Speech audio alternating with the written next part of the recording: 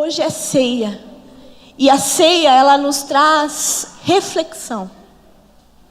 A palavra de Deus na ceia, quando é ministrada, todo mês a gente ouve a mesma palavra, que está em Coríntios 11, 1 Coríntios 11. Examine-se o homem a si mesmo, depois beba do pão, coma do pão e beba do cálice. Eu acho tão engraçado que é algo que a gente lê todo mês, mas muitas vezes a gente não entende a profundidade dessa palavra.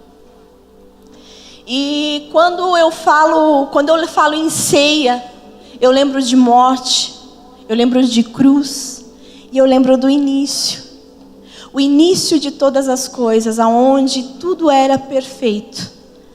Aonde o Senhor se encontrava com o homem e tinha prazer nele.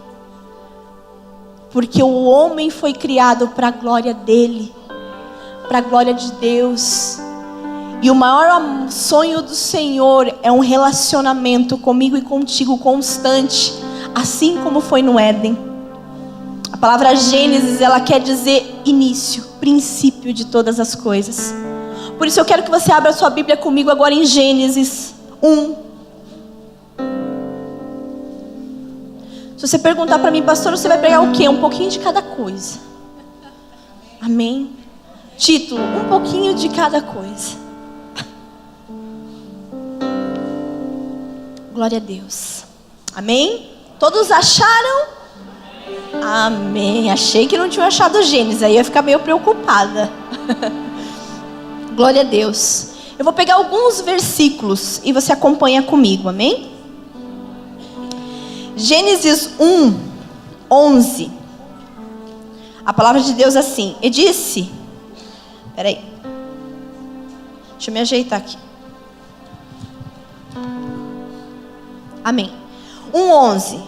E disse Deus: produz a terra relva, ervas que deem sementes e árvores frutíferas que deem frutos segundo a sua espécie.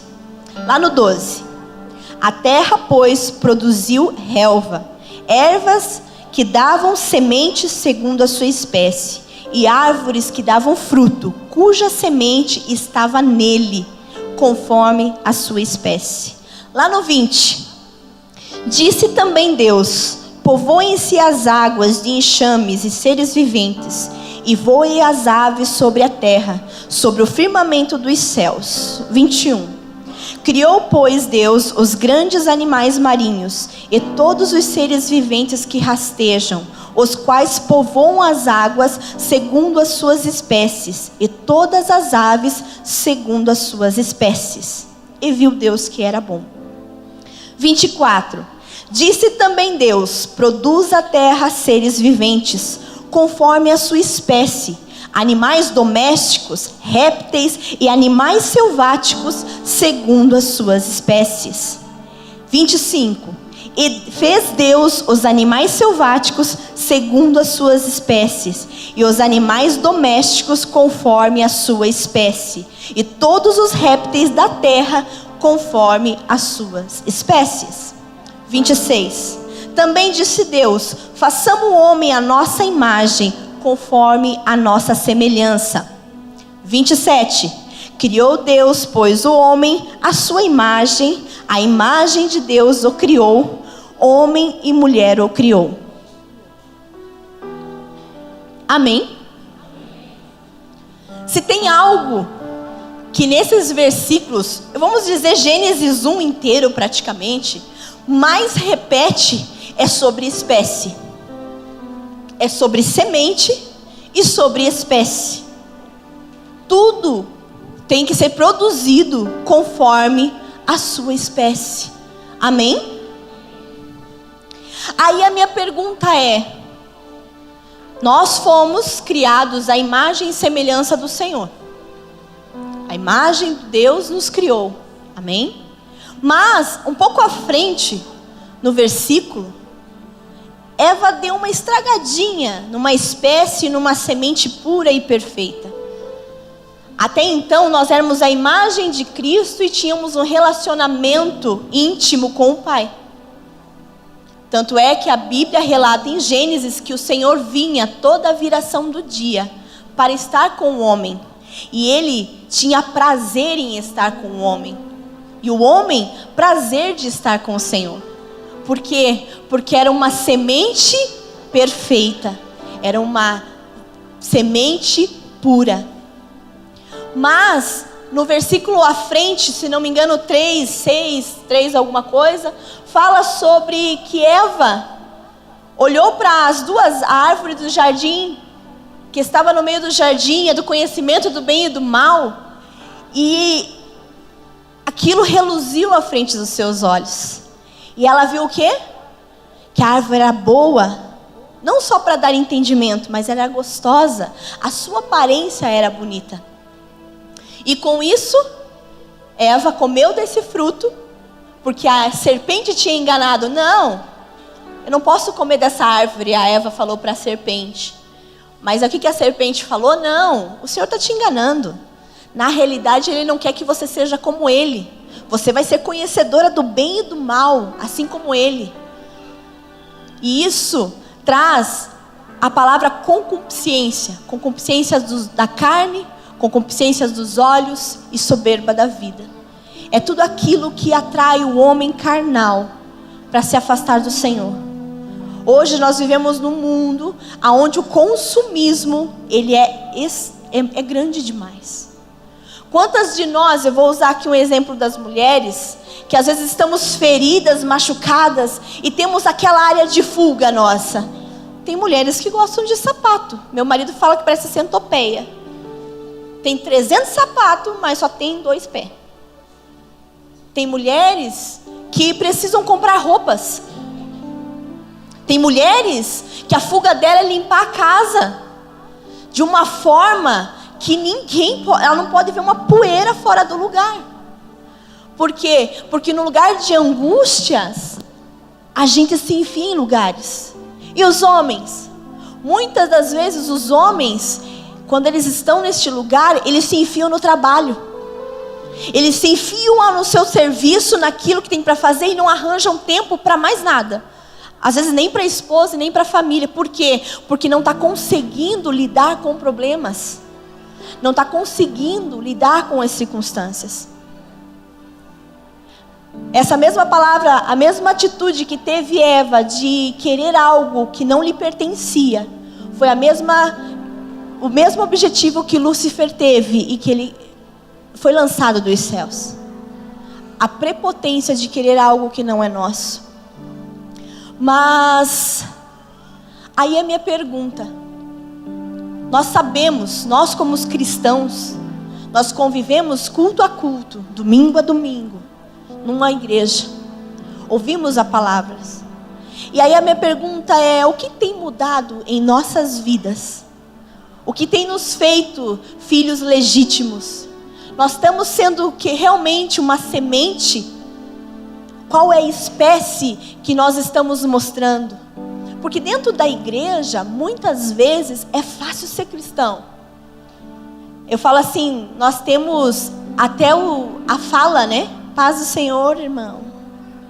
Amém, glória a Deus. Aleluia. Louvado seja o Senhor. Vamos orar. Nós já temos o nosso vocabulário. Mas a minha pergunta é, dentro de nós, como tem sido isso? Como que nós temos refletido dentro da nossa casa? Porque aqui é fácil eu lidar com a Jéssica, eu lidar com o Ivan, com o Lerdo, com o Fabiano, porque eu não convivo diariamente. Mas como que tem sido dentro da minha casa, com aqueles que a palavra de Deus diz, a minha primeira igreja é a minha casa, é meus filhos, é o meu esposo, é minha mulher. Como tem sido isso? Porque aquilo que somos dentro de casa vai gerar frutos. Porque os meus filhos não serão aquilo que eu sou de aparência. Eu posso mostrar algo aqui, mas Os meus filhos serão aquilo que eu mostro dentro de casa. A realidade que eu vivo dentro da minha casa vai alcançar a vida dos meus filhos. E qual é essa realidade que hoje, como igreja, nós temos vivido? Hoje eu falo assim, a palavra de Deus, enquanto fala, examine esse homem. E uma coisa que a palavra de Deus nos diz é que nós precisamos ser cartas vivas, não letra morta. Porque falar, irmãos, pregar, tem bastante igreja pregando. E eu não estou dizendo que nós somos a única igreja, não, existe muita mais igrejas que tem um compromisso com a verdade. Mas aí a minha pergunta é, você tem falado da boca para fora? Ou você tem vivido dentro de você? Porque o que está fora, o vento leva. Mas o que está dentro, nem as ondas podem arrancar. Porque aquilo é o que vai permanecer em você. Qual é a rocha que nós temos alicerçado a nossa vida primeiramente? Porque aí, consequentemente, será a nossa casa, será nossos filhos. Nós temos edificado uma casa bonita, aparente, mas que construímos na areia algo fácil, mas que visivelmente é lindo. Ou nós temos tomado tempo, esforço, e temos plantado ela na rocha. A rocha onde você precisa furar.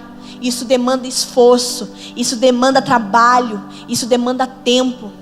Isso demanda mudança no nosso caráter, mudança na nossa forma de pensar. Aí a minha pergunta, qual é a semente que temos lançado? Eu achei engraçado a Alexandra Abrantes, ela também faz parte do Mevan, e uma vez ela ministrou que saiu nas redes sociais, assim, foi o estouro, né? Ela esteve numa igreja, não lembro o nome da cidade agora que ela estava, num seminário de mulheres. E ela perguntou assim para as mulheres, quem chamou alguém, alguma amiga sua, alguma vizinha, para vir na igreja? Levanta a mão. Ela fez ainda levantar a mão. E algumas levantaram. E aí ela perguntou, e dessas que você convidou, levanta a mão, quem veio junto? Muito pouca. Sabe o que ela falou? Sabe por que a tua visita não veio, o teu convidado não veio? Porque ele não quer a sua vida. Porque dentro da igreja a gente planta de crente bonzinho, mas lá fora você não paga as suas contas, você xinga todo mundo, você é estressado, você não respeita ninguém. Isso viralizou na internet, porque ela literalmente falou a verdade, mas bem verdade. Mas essa é uma realidade. Quanto será de nós? Por que hoje eu falo assim, se nós fôssemos uns cristãos que vivem 24 horas por dia Cristo, essa igreja e muitas outras por aí, elas não tinham lugar. Ela não tinha lugar para caber de gente. Nós pregamos e dizemos de um evangelho que diz que Deus é amor. Nós dizemos de um evangelho que é verdadeiro, que é puro, que é santo, que é a melhor coisa que existe. Um Deus supremo para todas as coisas. Mas as pessoas que convivem muitas vezes conosco não os querem. Nós precisamos ser imagem e semelhança dele.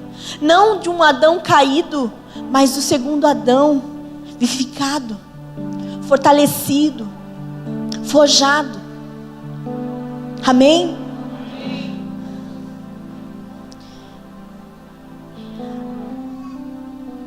Então a minha pergunta é, estamos sendo a imagem do Adão caído? Realizando as nossas próprias vontades? Nossas necessidades, nossos desejos? Hoje nós estamos aqui reunidos como uma ceia do Senhor.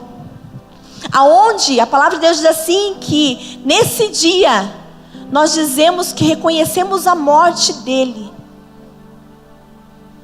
Nós reconhecemos a morte dele.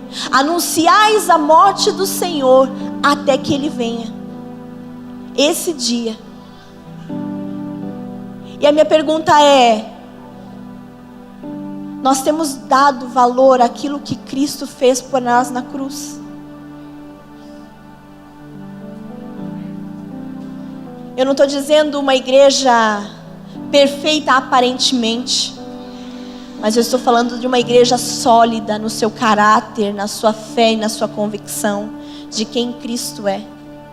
Que não é levado por vento de doutrina, que não é levado por circunstâncias, que não é levado pelas preocupações desse mundo. Abra a palavra de Deus comigo em 1 Coríntios.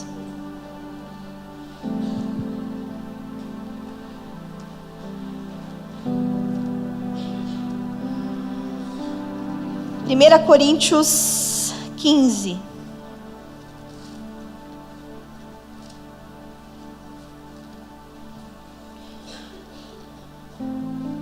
Do 45 ao 49.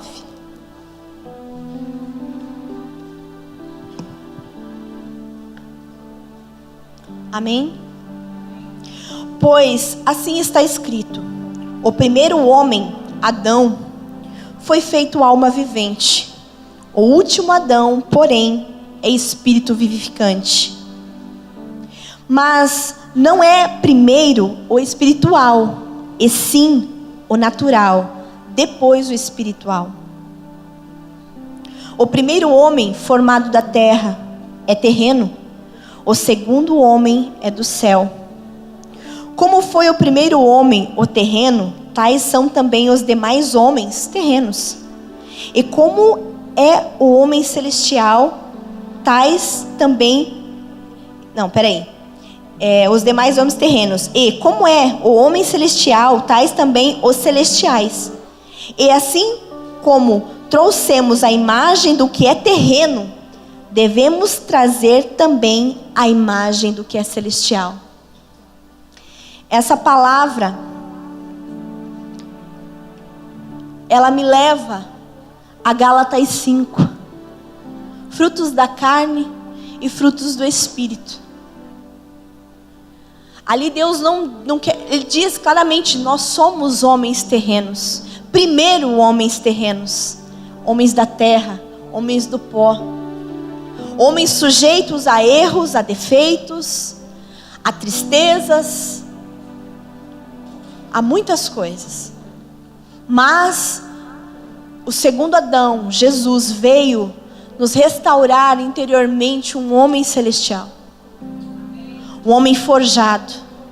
E como ali diz no último versículo: como foi o primeiro homem, o terreno, tais são também os demais homens terrenos.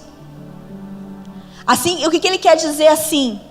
Assim como Adão foi um homem terreno e teve falhas, teve erros, pecou, errou, assim somos nós.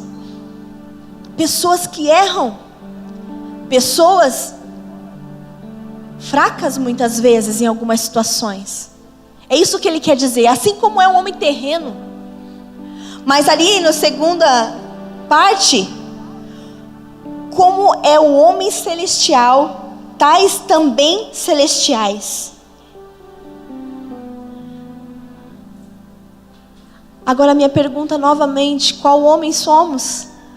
Qual homem mais tem sido manifestado na minha vida e na sua? O que mais está em evidência é o homem terreno? Onde as aflições tomam conta, onde as preocupações tomam conta, onde o nervosismo do dia a dia, das dificuldades, nos tomam conta e nos dominam. E é ela que conduz a nossa vida, o nosso andar, o nosso caminhar e muitas vezes o nosso pensar e o nosso agir?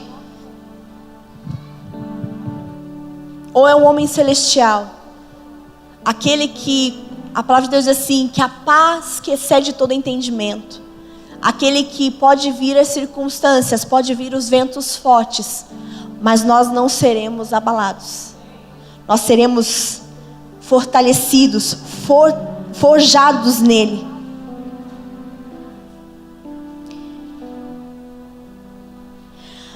Ali ele diz assim: devemos trazer também a imagem do que é celestial. Assim como trouxemos a imagem do que é terreno, devemos trazer também a imagem do que é celestial.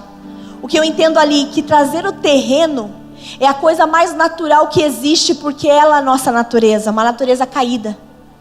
A palavra de Deus diz assim, que todos pecaram e destituídos estão da glória de Deus.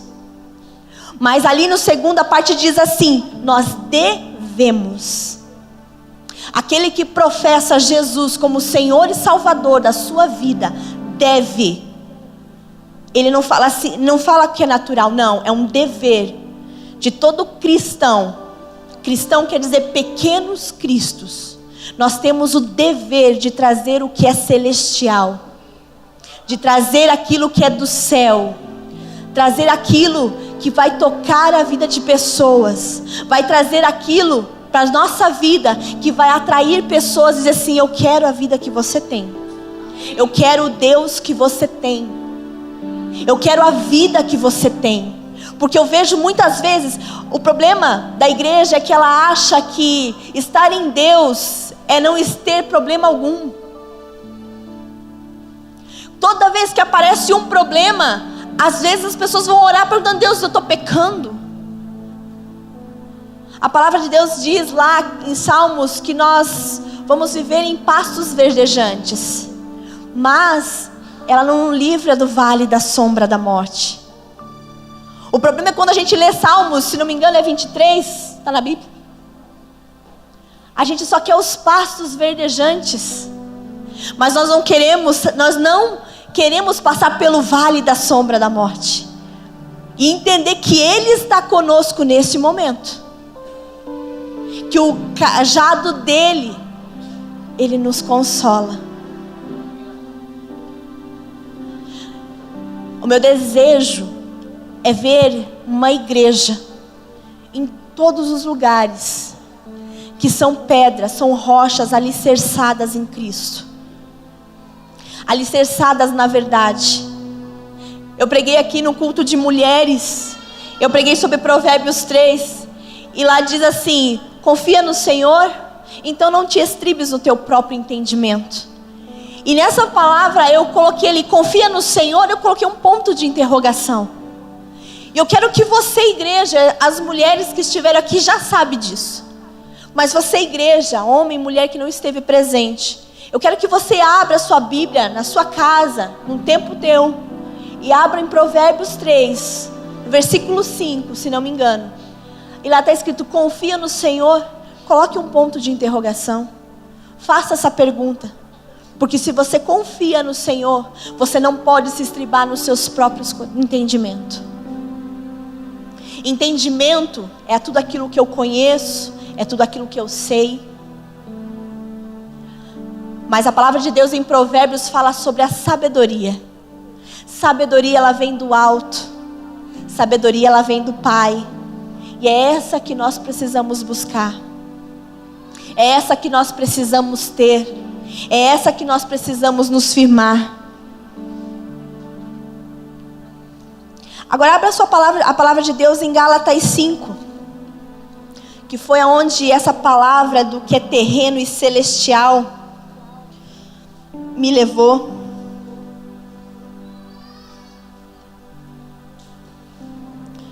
Amém? Gálatas 5,16. Digo, porém, andai no Espírito, e jamais satisfareis a concupiscência da carne. Porque a carne milita contra o Espírito, e o Espírito contra a carne, porque são opostos entre si, para que não façais o que porventura seja de vosso querer. Mas se sois guiados pelo Espírito, não estáis sob a lei. Ora, as obras da carne são conhecidas, e são prostituição, lascívia, impureza, idolatria, feitiçarias, inimizades, porfias, ciúmes, iras, discórdias, dissensões, facções, invejas, bebedices, glutonaria e coisas semelhantes a estas, a respeito das quais eu vos declaro, como já outrohoras vos preveni, que não herdarão o reino de Deus, os que o tais a praticam. Agora minha pergunta: Será que nós temos andado livre de tudo isso? Ou será que tem algo da carne que ainda nos pega? A palavra de Deus diz: ama teu próximo como a ti mesmo. Ama o Senhor acima de todas as coisas, e ao próximo como a ti mesmo. E às vezes a gente vive na igreja. Por que será que é tão difícil amar o irmão? Por que será que dentro da igreja tem tanta confusão às vezes? Por que será? Será que às vezes é porque o orgulho impera? A minha verdade impera? O que será que tem imperado nisso? Inimizades, ciúmes, contendas. E dentro das nossas casas, qual tem sido o que tem nos pegado? Nós precisamos nos amar. Nós precisamos reconhecer o Senhor, porque somos fracos e falhos. Mas o fruto do Espírito é amor, alegria, paz, longanimidade, benignidade, bondade, fidelidade, mansidão, domínio próprio. Contra estas coisas não há lei. E os que são de Cristo Jesus crucificaram a sua carne com as suas paixões e concupiscências. Lembra das concupiscências que eu falei lá no início? Concupiscência da carne, concupiscência dos olhos e soberba da vida. Se vivemos no Espírito, andemos também no Espírito. Não nos deixemos possuir por vanglória, provocando uns aos outros, tendo inveja uns dos outros. Ah, Jesus, como precisamos da graça dele todos os dias. Por que será que quando entramos na presença do Senhor e o buscamos, quanto mais chegamos a ele, mais vemos as nossas debilidades? A palavra de Deus, na passagem da ceia, 1 Coríntios 11, ela fala: examine-se o homem a si mesmo, depois coma do pão e beba do cálice. Pois quando come e bebe do cálice, anunciais a morte do Senhor até que ele venha. Mas tem um versículo lá que fala assim: mas muitos de vós andam cansados, doentes e muitos que dormem. A minha pergunta é: como é que nós temos nos examinado? E o que eu vou falar aqui, eu não estou dizendo você é apto ou você não é apto a tomar uma ceia. Mas o que eu quero fazer aqui é que nós tenhamos uma reflexão de nós mesmos, para que não venhamos errar mais em alguns lugares. A palavra diz: examine esse homem a si mesmo. Então a minha pergunta é: quando você vai ao médico e você vai fazer um exame, é sinal que você está procurando algo, ver se você está bem ou não. Amém? Tem, como é que fala que você faz aquele todo final de ano? Um check-up, né? É um check-up geral. Muita gente faz, né? Ou, quer dizer, pouca gente, eu acho, né? Faz o check-up geral, para ver como é que está a saúde. E eu digo assim, que essa palavra de 1 Coríntios, quando ela fala examine-se, ela é um check-up. Ela é um check-up geral para a nossa vida. E a minha pergunta é: quando você vai e você faz todos aqueles exames, existe um padrão. Amém? Vamos supor, eu não entendo nada de base de numeração para doenças. Amém? Mas vamos supor assim, eu quero saber se eu estou com diabetes. Então a diabetes, lá vai ter um negocinho embaixo que vai dizer: de tanto a tanto, você está ok, você não tem diabetes. Amém? Mas se passar dessa numeração, significa que tem diabetes. Então existe um padrão para isso. Amém? Agora a minha pergunta: qual é o padrão que nós como igreja temos usado para se examinar no dia em que nós comemos do corpo e do sangue do Senhor? Qual é o padrão? A palavra de Deus diz assim: conhecereis a verdade e ela te libertará. Agora a minha pergunta: a gente tem conhecido a Bíblia de um culto de domingo? Ou nós temos tido tempo com o Senhor e se relacionado com Ele? Será que eu conheço as leis do Senhor para mim? Ou eu continuo lendo, ame o teu próximo como a ti mesmo, me achando um versículo lindo, mas eu não consigo suportar a Iracema. Eu não vou com a cara dela. É só brincadeira, você sabe disso.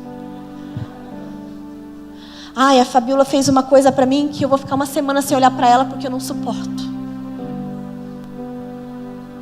Isso, gente, é só um pedacinho. O que eu vejo muitos domingos e muito no dia a dia é que muita gente lê e só lê. E não entendemos que a letra mata. E a única coisa que nos faz viver é o Espírito. Quando ficamos presos à letra, nós lemos uma boa história de um Cristo que morreu. De um Cristo que derramou o seu sangue. E a gente conta essa história tão bonita. E as pessoas que ouvem essa história, elas até ficam maravilhadas com ela. Mas quando vão ver a nossa vida, elas realmente vão dizer, realmente, ela só contou uma história.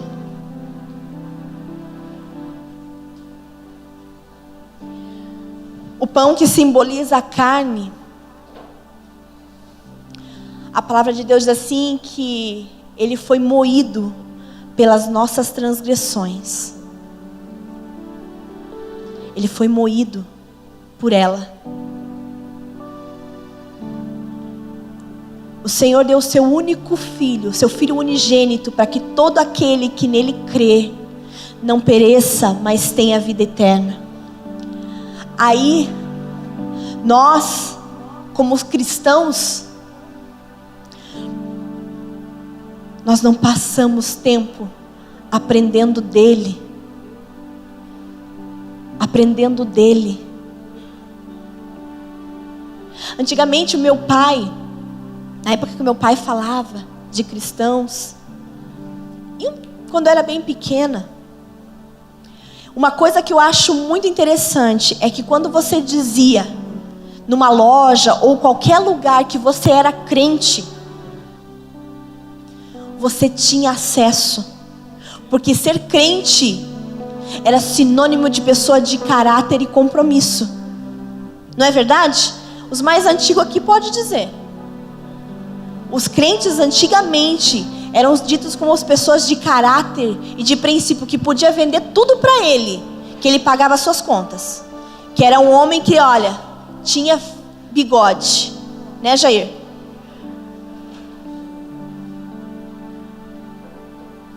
Hoje, coloca no currículo que você quer no emprego que você é crente para você ver.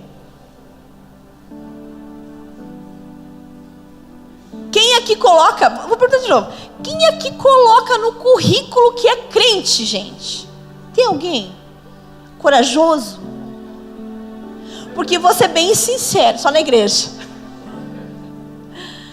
Porque, gente, você dizer que é crente hoje é sinônimo de problema. É sinônimo de problema. De pessoa que traz confusão. Vocês já pararam para analisar essa estatística de hoje? Gente, é lamentável isso. Isso é lamentável. Isso é lamentável. Ai, Jesus, nos ajuda. Nos ajuda a sermos crentes que vivem a Tua palavra. Isso não quer dizer que nós vamos acertar todo momento, mas isso quer dizer que dentro de nós há um peso por fazer o que é certo. Há um peso de Deus para que façamos aquilo que é dele. O Senhor nos deixou uma palavra, uma oração a ser feita. Pai nosso que estais nos céus, santificado seja o teu nome. Venha a nós o teu reino e seja feita a tua vontade. Agora a minha pergunta é: como que nós santificamos o nome do Senhor? Como você santifica o nome do Senhor? Alguém pode me dizer? Fazendo a vontade dele, sim. Mas sabe quando a gente santifica o nome dele? É quando sabemos da verdade dele e a efetuamos. A efetuamos dentro da nossa casa, a efetuamos na vida do nosso próximo.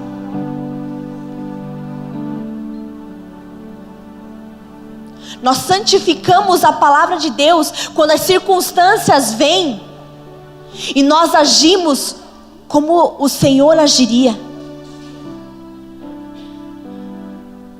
Confia no Senhor?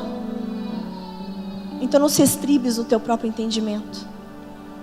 O problema é que dizemos que vivemos para o Senhor, mas a primeira dificuldade que aparece, a nossa alma grita, nos desestabiliza, nos faz perder a vontade, a força, o ânimo para fazer. E sem falar no problema financeiro. Aí sim pega todo mundo. Eu cansei de ver casais que viviam felizes quando tinham dinheiro. Foi o dinheiro acabou o casamento. Por quê? Porque é fácil viver quando você tem tudo.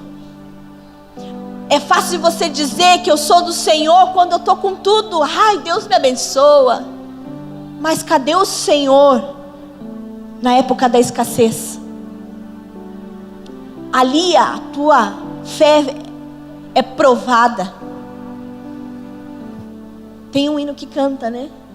Cada vez que a minha fé é provada, tu me dás a chance de crescer um pouco mais. Nas montanhas e vales, desertos e mares, que atravesso me leva pra perto de ti. O que? Minhas provações não são maiores que o meu Deus, e não vão me impedir de caminhar. E daí? Se diante não se abrir o mar, o que vai acontecer? Aleluia! Rompendo em fé, minha vida, a Yeshua,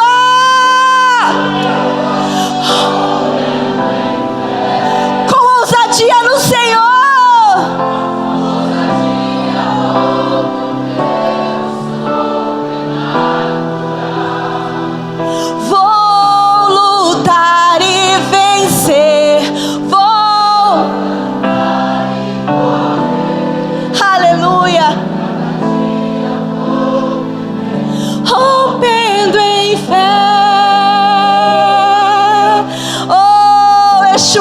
Ajuda, Abba, nos ajuda a ter a fé, Senhor, que ultrapassa as montanhas, Abba.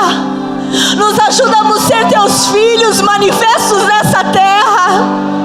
Nos ajuda a passarmos, Senhor, pelo vale da sombra da morte, Senhor. Nos ajuda a passarmos pelas provações, Senhor, para que possamos ser forjados por ti, Abba. Precisamos, Senhor, do teu caráter. Precisamos ser filhos manifestos. Ah, Senhor, nos ajuda a ter fé. Nos ajuda a ter fé e a confiar em Ti. Oh, aleluia.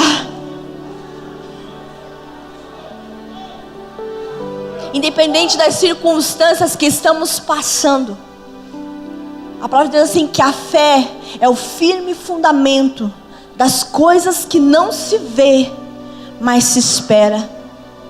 Quando estamos passando pelo vale, quando estamos tentando ultrapassar montanhas, mares, é a fé que te vai fazer permanecer. Mas aí a minha pergunta, no que a tua fé está sendo alicerçada? Você tem estrutura de Deus, de palavra? Você conhece a verdadeira vida? Essa é a vida. Essa que é a verdadeira vida.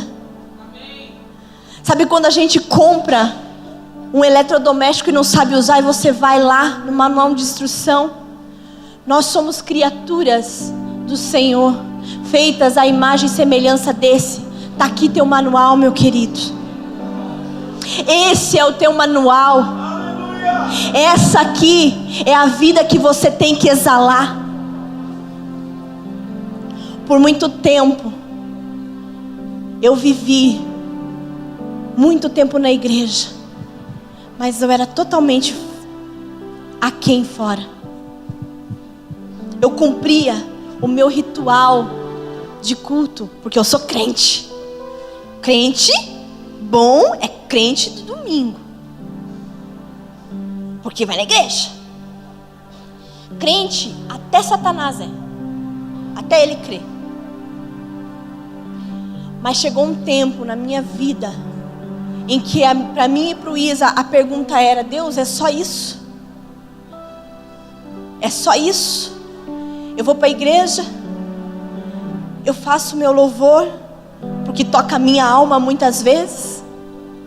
Eu me arrumo porque os irmãos têm que ver que eu ando bonito. Mas na segunda, na terça, na quarta, na quinta e na sexta, e se você não ia na igreja no sábado também, eu tinha minha vida secular. Aí lá, meu filho, o Isa nós tínhamos empresa.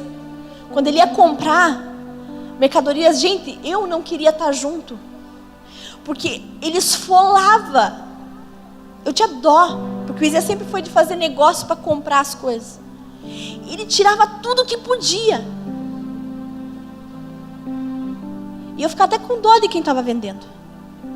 Eu não ficava junto. Eu falei: nossa, amor, você não consigo ser desse jeito. Não, é o meu negócio, eu tenho que ganhar dinheiro. E a gente sempre ali, porque empresa, quando você tem uma empresa, você tem que ganhar dinheiro.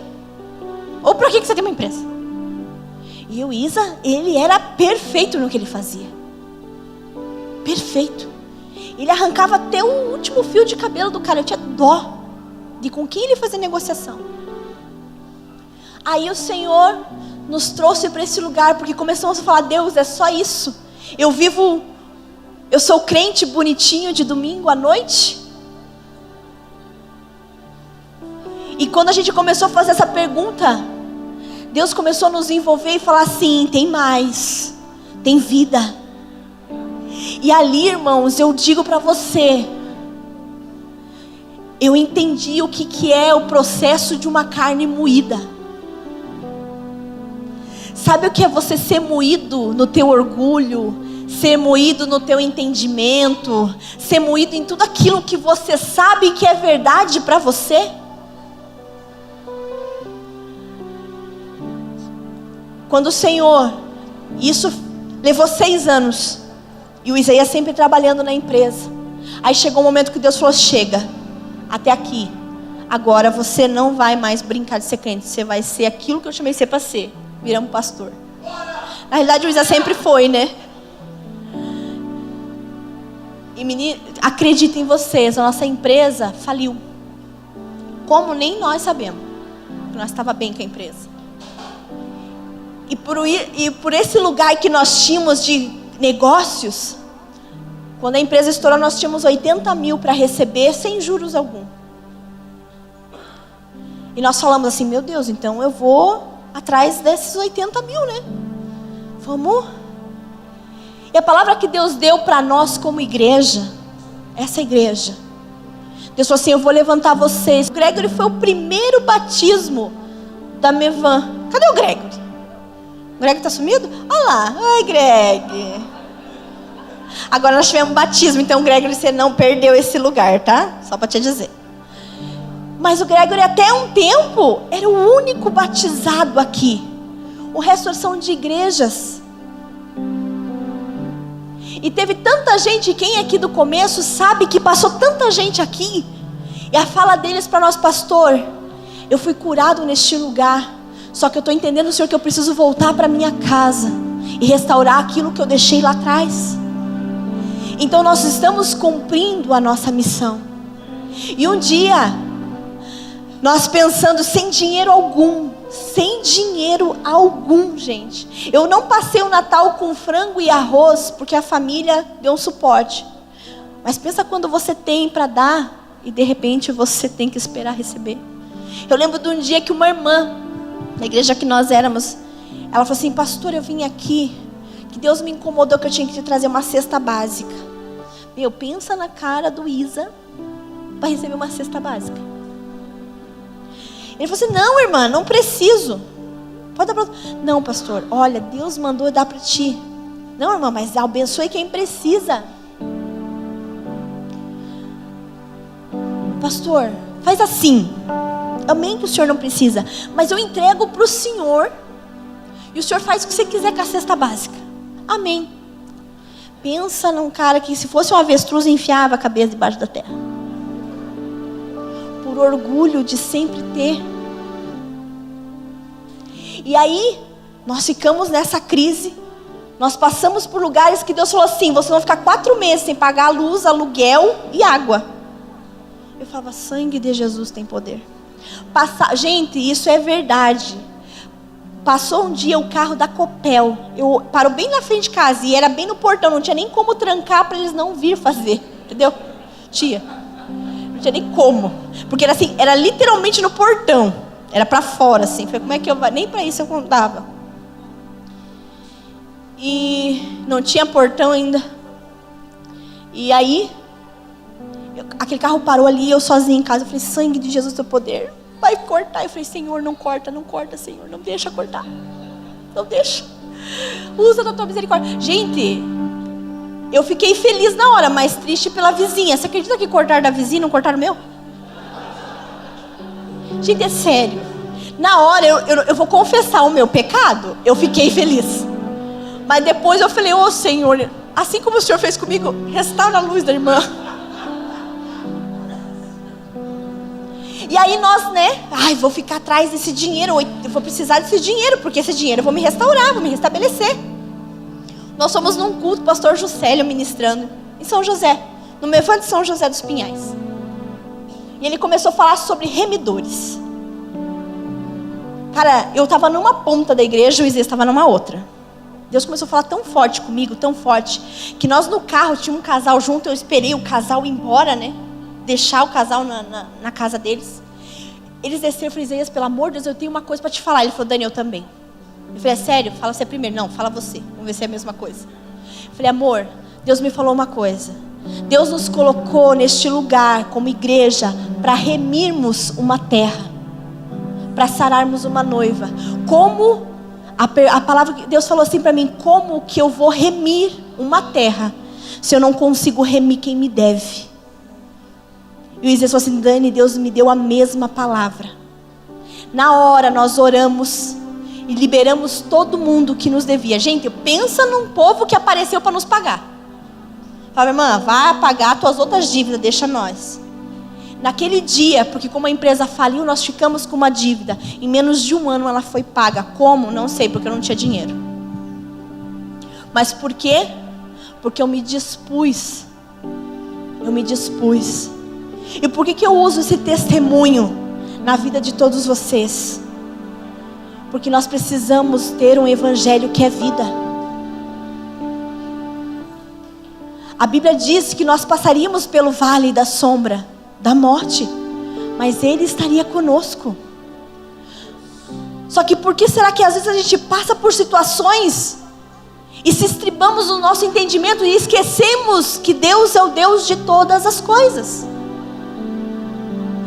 A palavra de Deus diz que Ele é o alfa e o ômega, Ele é o princípio e o fim. A minha vida começou nele e ela vai terminar nele. Como eu vou ter que dar resposta para isso?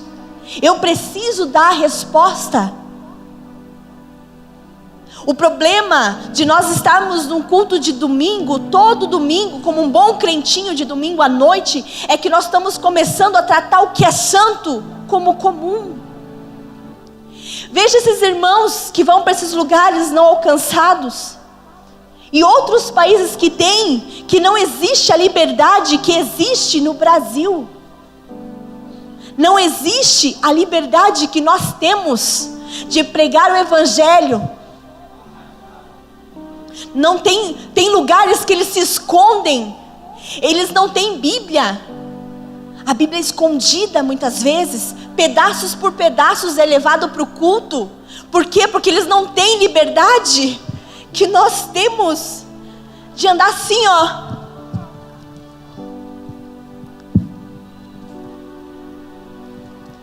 Com uma Bíblia debaixo do braço. Enquanto muitos de nós compramos sacolas, mochilas, bolsas bem grandes para esconder lá dentro.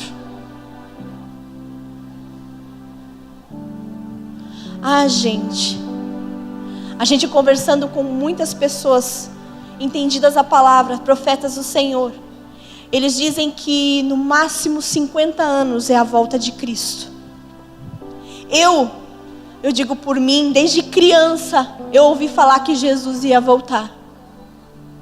E por um tempo eu falei assim, essa história, né? Jesus vai voltar, a gente sabe, já ouvi falar. E às vezes você se pergunta, nossa, 50 anos ainda? Tá longe, né? Mas o Senhor conta todos os nossos dias. O Senhor conta todos os nossos dias. E a mesma palavra, conhecereis a verdade vos libertará. A mesma verdade que te liberta de cativeiros, ela te condena. Ela nos condena a vivermos uma vida santa e irrepreensível no Senhor. Aí a minha pergunta novamente: qual semente nós estamos sendo? Qual é a semente que nós temos plantado no nosso próximo? A palavra de Deus em Coríntios 13 fala sobre a língua dos anjos e dos homens. Se não tiver amor, de nada vale. Você pode profetizar, você pode fazer tudo o que for. Se não tiver amor, de nada vai valer. E o amor de Cristo precisa primeiro estar encharcado em nós. Em nós. Porque quando o amor de Cristo encharcar as nossas vidas, as facções, as divisões, as fofoquinhas, os grupinhos, eles não existirão mais. Sabe por quê? Porque você tem um caráter formado, um caráter renovado. É que nem uma vez eu vi, acho que no Facebook, sei lá onde, alguma pessoa vem, eu não sei como estava escrito direitinho, tá? Mas eu vou usar a base. A pessoa veio, a Fábio vem e fala assim, tal pessoa falou mal de você pra mim. A Fábio fala isso. Aí, a gente fala assim, às vezes a gente fica assim, nossa, a Jéssica falou mal de mim pra Fábio, vamos usar um exemplo. Mas às vezes, a Jéssica, ela só foi quem ela é. Você não é assim, tá? Ela só remostrou quem ela é. Mas a minha pergunta, por que será que a Fábio ficou tão confortável de ouvir a Jéssica falando mal de mim? Por que será que ela teve toda essa liberdade? Será que é porque as duas se conhecem, se identificam? E quanto na igreja tem dos grupinhos, né?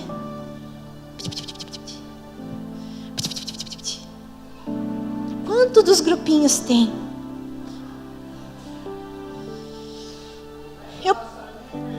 Amém. Eu pedi para vocês abrirem em Romanos. Se eu não pedir, abram em Romanos. Até que horas que eu posso pregar, William? Que agora quem manda aqui, o William, o Isa não tá. Ele que comanda o horário, tá? Meu Deus, vamos correr que eu só tenho 10 minutos, gente. Amém? Romanos, deixa eu achar. Romanos 2:18. Não, 28, perdão. Romanos 2:28. Porque não é judeu quem é apenas exteriormente, nem é incircuncisão a que é somente na carne. Porém, judeu é aquele que é no interiormente, e circuncisão é a do coração, no espírito, não segundo a letra, e cujo louvor não procede de homens, mas de Deus. Sabe o que me remete isso aqui? O sepulcro caiado. Aquele que aparentemente é lindo. Aquele que aparentemente é circuncidado. Mas que dentro não muda nada. Não adianta você se vestir. Vou colocar o Fabiano aqui. Vou colocar o Fabiano como se vestir de judeu. Vem aqui, Fabiano, vai. Levanta. Vou usar você hoje. Olha. Quem olha para o Fabiano e diz que ele é um judeu? Alguém diz que ele é um judeu, gente? Ele tem característica de um judeu? Não. Olha lá, lá vem ele, olha lá. Ó. Aí. Isso aí, ó. Agora, digamos nós, obrigado pelo apoio. Digamos nós que agora ele está vestido como judeu, amém? Mas a minha pergunta, ele tem o DNA de um judeu? Ele pode se vestir. Ele pode pôr a roupa que pôr, pode pôr o quipá, pode pôr a barba, né, comprido. Ele pode pôr. Aparentemente, um judeu. Mas ele não é no seu DNA. Pode ir agora. Ele nunca vai ser no seu DNA. Porque o DNA dele é outro. Agora minha pergunta, quando nós nascemos de novo, a palavra diz assim que quando nós aceitamos o Senhor como Salvador das nossas vidas e nos batizamos, nós deixamos a velha passada, eis que tudo se faz novo. Então quando entregamos ao Senhor a nossa vida e nos batizamos, estamos dizendo: Deus, eu reconheço, eu deixo aqui o meu velho homem para se tornar um novo homem. Um homem renascido em Ti, homem restaurado em Ti. Então a minha pergunta: nós temos sido circuncidados somente na carne? Somente no físico? Na aparência? No falar? Ou a nossa circuncisão, a nossa nova aliança, o nosso nascer de novo está dentro de nós? Porque quando o nascer de novo está dentro de nós, o irmão vai bater na sua cara, você vai dar a segunda face, outro lado da face. O irmão vai falar de você e você não vai se justificar, porque a tua justiça vem dele. Porque quando você é circuncidado no espírito, quando você tem a circuncisão do Pai, Ele é que é o teu juiz da tua vida, é o dono da tua vida. E aí você entrega todo o teu caminho ao Senhor, confia nele e o mais Ele vai fazer. É isso que a palavra diz. Confia no Senhor, entrega o teu caminho a Ele e o mais Ele fará. Aí nós passamos a um lugar de vivermos algo em Cristo. É onde santificaremos muitas vezes a nossa casa, o nosso casamento, nossos filhos. Às vezes nós passamos por coisas dentro de um casamento que muitas vezes a gente diz que não suporta, mas no Senhor a gente suporta. Nele a gente suporta.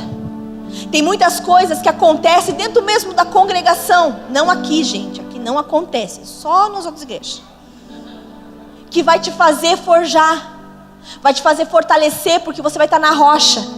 Não vai ser aquele crente assim, ai, o Fabiano me fez uma coisa, eu não vou mais na igreja, porque eu não fui bem-vinda, ele não vai com a minha cara.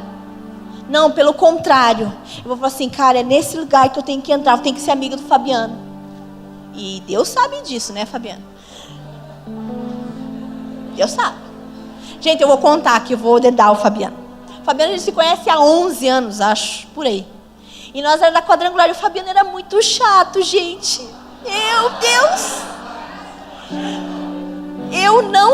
Ele já sabe, eu já contei esse meu pecado para ele, já sabe, gente, já DVD. Eu falei, ai, eu não suporto o Fabiano Isaías, não. E a gente tentou no jovem junto, um monte de coisa. Aí, beleza, começamos, nova criatura, Deus moendo nós, né? E na moída, Deus falou assim, vai atrás do Fabiano. Eu falei, ah, que Fabiano? O Isaías, é o Fabiano. Eu falei, ai, Jesus, não, Senhor, não, Fabiano, não. Eu fui forjado, mas eu amo ele sabe disso. Tanto é que estamos 5 anos, 6 anos já, né? 5 anos de alguma coisa. E assim, tem tudo eu gosto no Fabiano? Não. E nem tudo de mim ele gosta. Nem tudo a gente se acerta. Mas isso não impede de vivermos juntos como irmãos. Por quê? Porque nós dois entendemos o propósito do Senhor e permanecemos juntos. Porque o Fabiano me afia e eu afio o Fabiano. Quando você está em Deus, as suas mazelas, aquelas coisas que são pequenininhas, ai, estou triste. Não ganhei um pirulito. Passa. Precisamos ser forjados. Isso aqui, eu digo novamente, isso aqui precisa ser vida. Vida do Senhor. Não vos conformeis com este século, mas transformai-vos pela renovação da vossa mente. Mulheres, vocês não são igual aos homens. Nós não temos os mesmos direitos que os homens. Aleluia! Entenda isso. A palavra de Deus diz assim, que como Cristo é o cabeça da igreja, o homem é o cabeça da mulher. A palavra continua sendo verdade. Aleluia! Eu brinco e falo assim, eu tenho vontade de bater na mulher que fez o movimento feminista. Que nós tínhamos que sair para fora, trabalhar. Sabe por quê? Porque com essa história, com essa mentalidade, as mulheres hoje dentro de casa se sentem inúteis. Porque limpar a casa para elas é inútil. Cuidar dos filhos para elas é inútil. Porque elas precisam ser independentes. Homem nenhum manda em mim. E com consequência disso, hoje vem muitas coisas. Hoje as escolas, muitas delas, não comemoram o Dia dos Pais e o Dia das Mães. Por quê? Todo mundo sabe. E aí os princípios e valores da palavra de Deus estão sendo perdidos. Eu vi até propaganda. Ai, menina pode usar azul e brincar de carrinho. Eu não digo que isso não pode. Eu brinquei muito de carrinho, joguei muito futebol e bulica. Mas naquela época, os princípios eram muito bem destacados. Hoje, eu falo assim, mães que têm filhos pequenos, o seu filho usa azul, o seu filho brinca de carrinho, a sua menina usa rosa e brinca de boneca. Porque a gente não sabe o que lá fora estão ensinando para eles. Então o princípio do Senhor precisa ser construído dentro da nossa casa. Então, mulheres, teu primeiro ministério é o teu marido e os teus filhos, a tua casa. Sabe por que hoje eu estou em cima de um altar ministrando? Porque eu passei por lugares que eu precisava passar. E o fato de eu estar aqui substituindo o meu marido não me faz igual ou melhor que ele. Pelo contrário, eu só estou aqui porque eu me submeti a um propósito. O meu marido, gente, eu digo de verdade, eu não queria estar aqui, o William e muita gente aqui é prova, eu não queria ministrar. Quem ia ministrar até o início deste culto era o William. Mas eu estou aqui porque o meu marido me ligou hoje e falou assim, você vai ministrar, você tem uma palavra para liberar. Aleluia! Eu estou debaixo dele. E eu dou glória a Deus por isso. Então, mulher, ei, não vos conformeis com este século. Você não é independente. Você está debaixo do teu marido. Aleluia! Ah, mas o meu marido não entende as coisas do Senhor. Então santifique-o com as tuas atitudes. Eu não estou desvalorizando pastora, mulheres que são mestres na palavra, nem profetas, nem evangelistas, nada. Se você tem um ministério, glória a Deus pelo teu ministério. Mas entenda que o teu ministério só vai fluir debaixo do teu marido. Debaixo do teu marido. Cansei de ver famílias, brigas de casais muitas vezes, que a mulher, por ter uma palavra do Senhor, ela chega para o marido, eu tenho uma palavra do Senhor. E às vezes o marido fala assim, não, amém, vamos orar. Não tem que orar, Deus já me falou. Falei, querida, se Deus falou para você, amém, mas Deus, Ele usa de leis. Então Ele vai falar com o teu marido. Para de achar que só porque Deus falou contigo, você é exclusividade. Muitas e muitas vezes Deus falou comigo. E numa época que o Isa não estava muito restaurado, ele falava assim, que nada, você nem sabe o que está falando. Teve uma vez, gente, eu vou contar essa. Depois meu marido vai assistir, amor, eu te amo, você sabe disso. Ele, numa época de jovem dele, que ele teve uma outra empresa eu vou passar dos 10 minutos. Ele teve uma outra empresa de computação e ele faliu. Porque, na realidade, assim, ele só brigou para ser o que ele é hoje, entendeu? Ele não queria ser pastor, ele sempre tentou abrir empresa. E por um certo tempo, Deus deu graça e fez. E aí, essa empresa quebrou. Um amigo dele traiu ele e quebrou essa empresa. E quando a gente casou e veio esse pacote, gente, era literalmente uma caixa, tá? De dívidas, de pessoas que deviam da escola e trocentas coisas. E aí toda vez que a gente mudava, eu carregava aquela bendita caixa junto. E um dia eu cheguei e disse, pelo amor de Deus, Isa, se livra desse teu passado, queima isso. Não, porque você não sabe o que eu passei, e não sei o que. Tá bom, né? Eu falei, Senhor, faz a tua vontade. Eu sei que ele para ele jogar fora isso aí, mas ele está preso e amarrado nessas dívidas, deixa ele, né? Um dia ele foi para o encontro, na época quando foi o início daquele de célula, G12, quando ainda era, bom. E aí ele foi para o primeiro encontro, voltou, né, daquele jeito que o pessoal volta de retiro. O que ele me faz? Primeira coisa, chegou domingo à noite, foi dormir de manhã, acorda, lá vai Isaías com a caixa. Eu olhando, né? Mas você vai com essa caixa, amor? Vou queimar, Deus mandou. Falei, irmão, Deus já tinha mandado. Eu falei, mas você não quis me ouvir. Amém. Não escuta a mulher, né? Escuta o Senhor, então. Aleluia. Eu acho que ele tinha apanhado menos. Amém.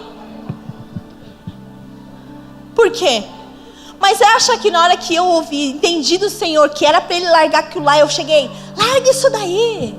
Pelo amor de Deus. Você vai viver a tua vida atrás disso. E se sacrificando e morrendo por causa disso. Eu falei, amor, larga disso. Não, tá bom, amém.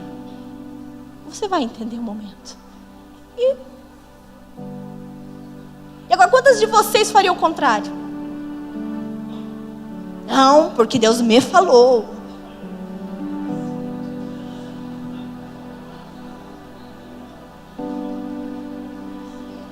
E hoje, a gente santifica o nosso marido com as nossas atitudes. A gente ganha os nossos maridos com o nosso testemunho de vida, com as nossas atitudes. Hoje eu falo assim, amor, eu senti de Deus isso, vamos orar, vamos ver se é isso. E tem horas que ele fala, amor, você está certa. Isso não me faz. O dia da caixa, quando ele foi queimar, Na hora, claro, né? Gente que tá assim, viu? Eu falei. Não mostrei, né? Mas eu falei, eu sabia que era para queimar. E hoje... E por que Deus não permitiu que ele entendesse naquela mesma hora? Porque eu precisava matar um orgulho dentro de mim. Deus fala comigo, não falou com você. E hoje não. Muitas coisas eu falo para ele, falei, amor, você está certa. Ou muita coisa quando nós estamos em dúvida, eu falo, vamos orar. Nós precisamos santificar a nossa casa, renovar a nossa mente. Maridos, ame a tua esposa como Cristo amou a igreja e se entregou por ela. Mulher, se você acha que o teu compromisso é árduo de ser submissa ao seu marido,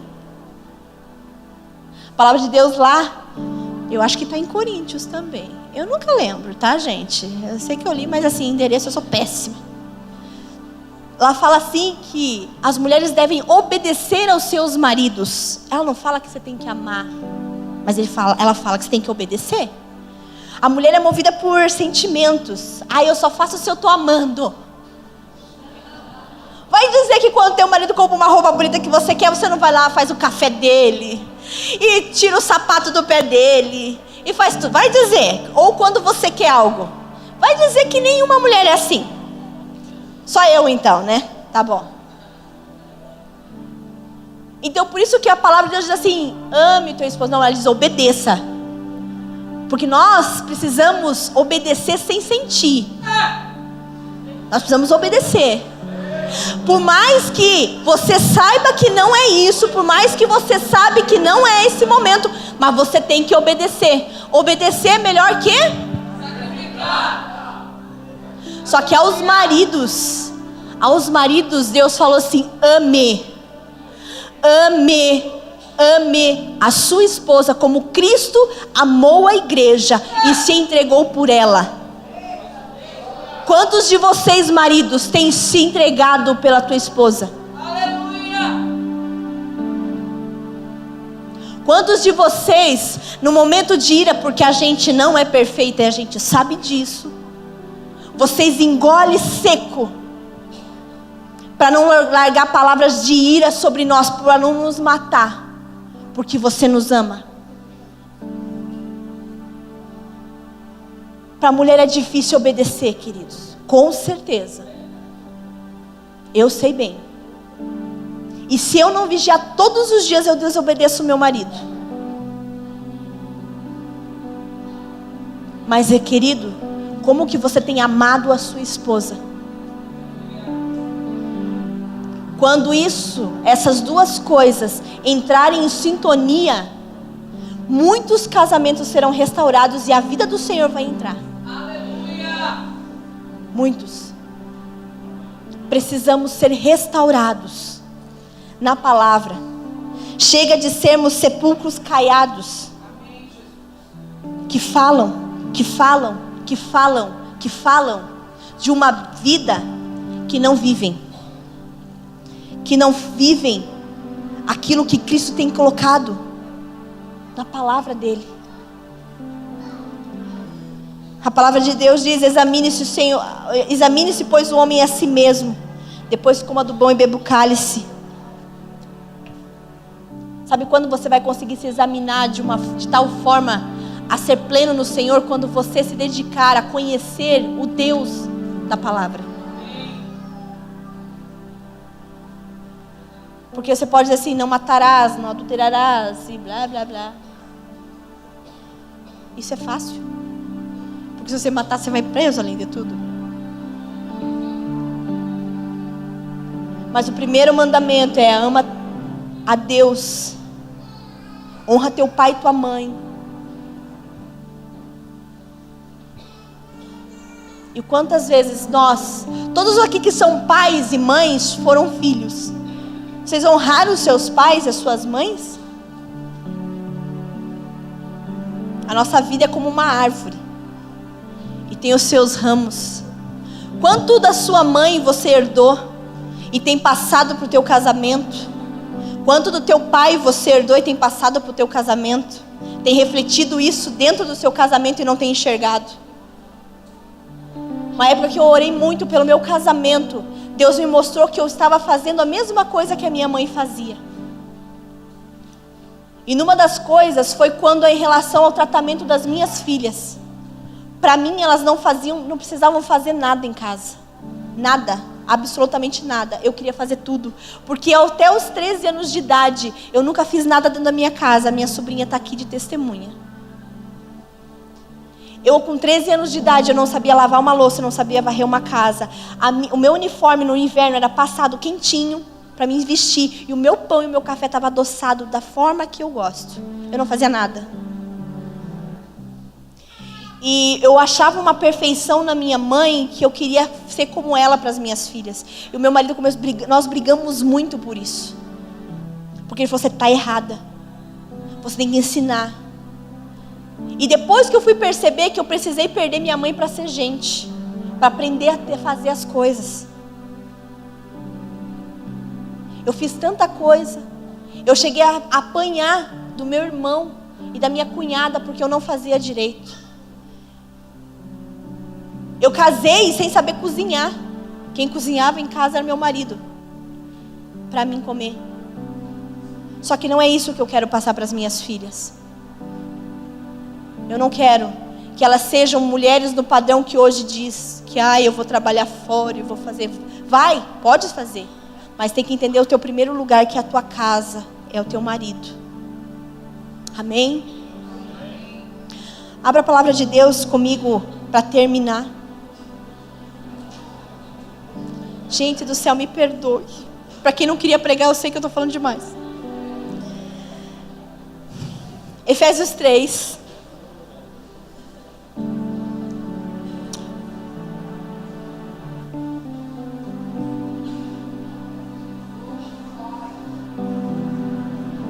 Amém?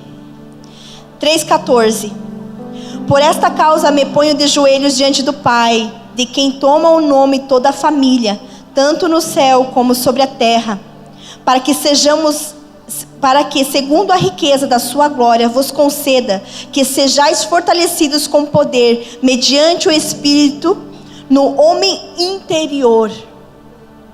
E assim habite Cristo no vosso coração pela fé, estando vós arraigados e alicerçados em amor, a fim de poderdes compreender com todos os santos qual é a largura, é o comprimento, é a altura e a profundidade, e conhecer o amor de Cristo, que excede todo entendimento, para que sejais tomados de toda a plenitude de Deus.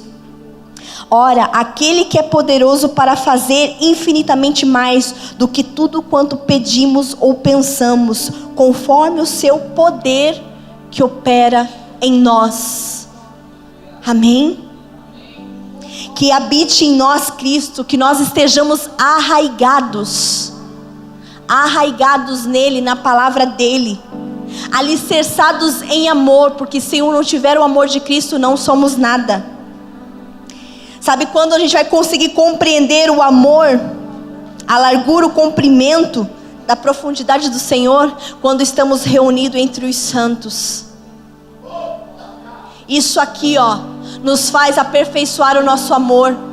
Isso aqui faz nos aperfeiçoar o nosso caráter. Isso aqui faz nos forjar. É aqui que nós somos forjados para vivermos uma vida. E quando conseguimos entrar neste lugar de entendermos isso, aquele que é poderoso para fazer infinitamente mais de tudo quanto pedimos ou pensamos, conforme o poder que opera em nós.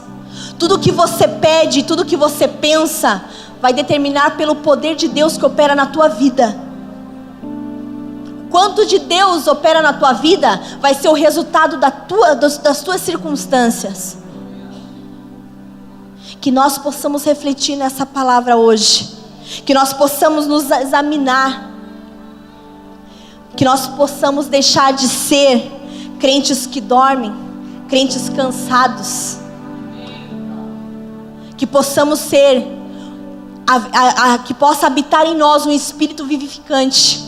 Aquele que fala que à minha vista está tudo errado, mas Ele está dizendo assim: vai, eu sou contigo, vai, no vale da sombra eu estou contigo, vai, eu estou contigo. Se levanta de pé, se coloque de pé.